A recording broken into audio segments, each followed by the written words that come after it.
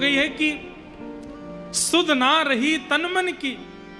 अब तो भोर हो गई, सब गोपियां सामने से आती हैं तो माधवी स्वयं को छुपाती है, नेत्रों के अश्रुओं को छुपाती है, अपनी मन की स्थिति को छुपाती है, हाथ पैर कांपते हैं उसके। भोजन बनाती है पर भोजन बन नहीं पाता, रोटी बनाती है तो रोटी जल जाती है, श्रृंगार करती है तो श्रृंगार नहीं कर पाती है, कोई काम सही से बन नहीं पाता मीराबाई से, माधवी से।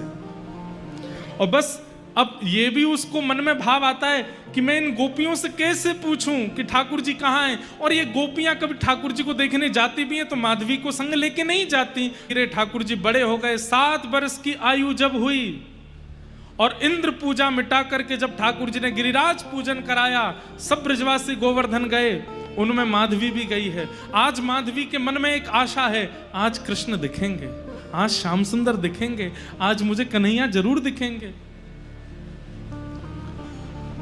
लेकिन लाखों की तादाद में ब्रजवासी हैं, उनमें कभी पीतांबरी दिखती है दूर से, कभी एक भुजा दिख जाती है, कभी कोई उंगली दिख जाती है, कभी केश दिख जाते हैं, पर मुखमंडल नहीं दिख रहा। ऐसी योजना बनती है कि मीराबाई जितना भी घूम घूम के आती है माधवी, ठाकुर जी को देख ही नहीं पाती।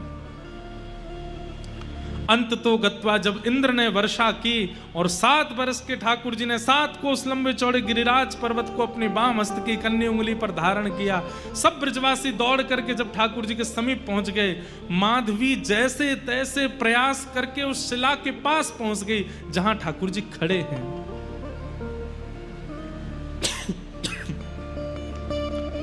और जैसे ही उस शिला के पास पहुंच करके नेत्र खोल करके देखा है, जैसे ही ठाकुर जी की ओर